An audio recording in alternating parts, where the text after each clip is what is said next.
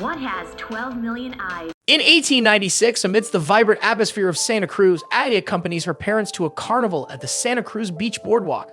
Amidst the various activities, her mother heads to the restroom, and her father engages in a game. Left unattended, Addie explores her surroundings. First, she visits a beach by the carnival and then enters a funhouse. As the lights abruptly go out, Addie finds herself trapped in a house of mirrors, where she unexpectedly encounters her doppelganger. Fast forward to the present day, a family of four embarks on a journey to Santa Cruz, California.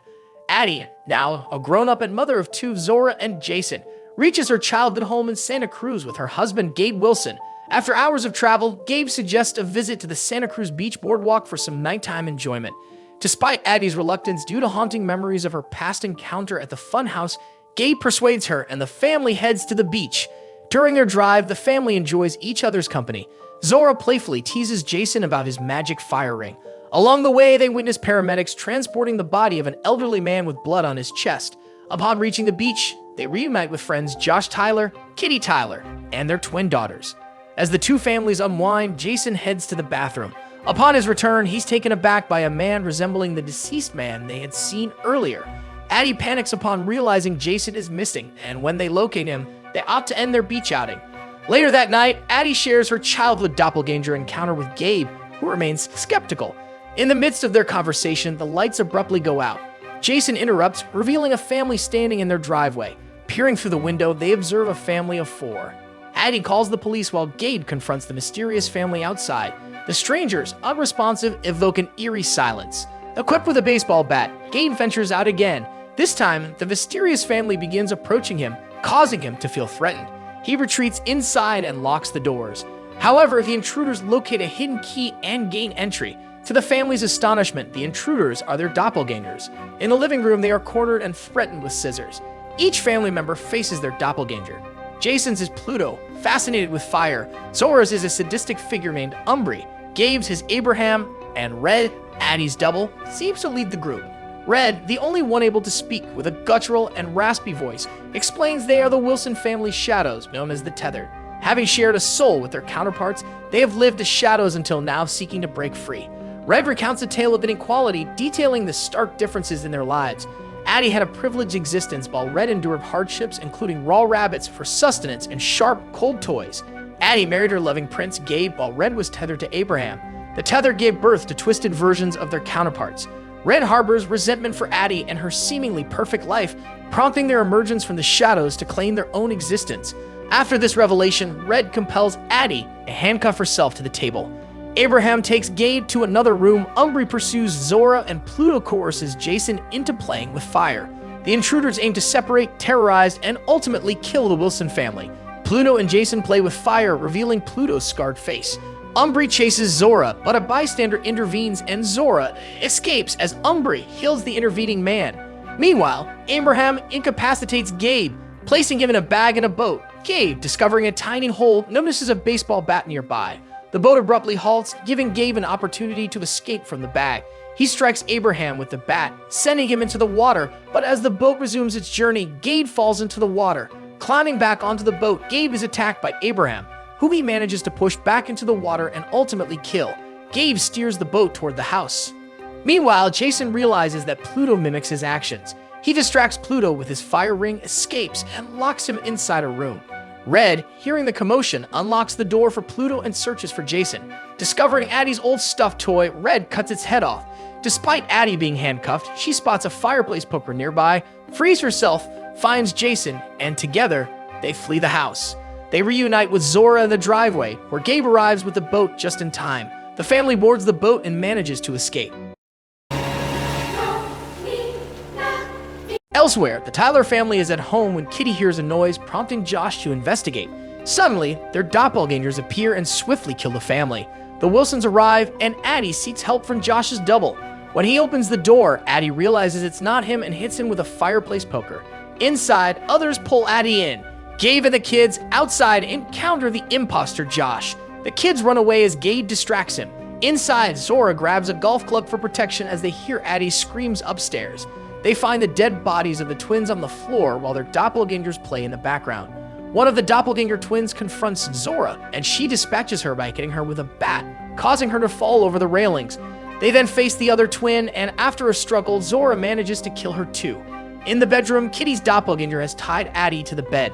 Gabe rushes to the boat, pursued by imposter Josh. Gabe uses a flare gun to defeat Josh in a confrontation. Kitty witnesses Gabe killing Josh through the window. At that moment, Zora attacks Kitty from behind, but Kitty manages to evade the attack. About to stab Zora, Kitty is stopped by Jason, who gets her on the head. The Wilsons sit in the living room, trying to make sense of the situation. Unable to reach emergency services, they turn to the news and realize that similar incidents are happening nationwide. Reports reveal that doppelgangers are emerging from sewers, armed with scissors, mindlessly stabbing people across the country. The news depicts the doubles forming massive human chains after killing their counterparts, suggesting meticulous planning. Given the widespread chaos, Addie decides to drive along the coast and escape to Mexico. As the family gets into the car, they encounter Umbre in front of them. Zora attempts to hit her with the car, but Umbre jumps onto it. Zora abruptly stops the car, causing Umbre to be impaled on a tree branch. The family quickly flees the scene, passing numerous dead bodies along the way. Their journey is interrupted by a burning car blocking the road, and Pluto, Jason's double, appears. Addie confronts Pluto while the others stay in the car.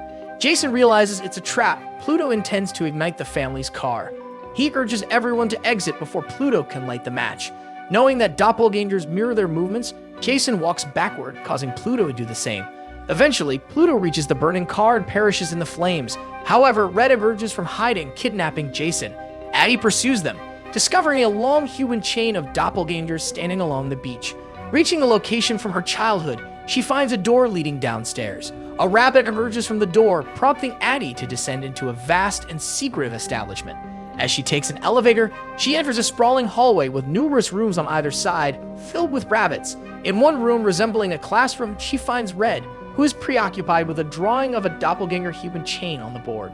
When Addie inquires about her son's whereabouts, Red begins to ramble about their shared humanity and unveils the dark secret behind their existence.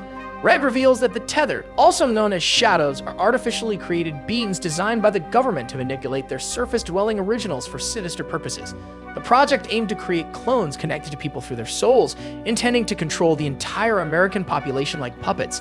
However, the experiments failed, leading to the abandonment of the Tethered underground for generations. They survived by mindlessly mimicking their counterparts and subsisting on rabbit meat. Faith inadvertently brought Red and Addie together that night. Recognizing Red's uniqueness, the Tethered selected her as their leader.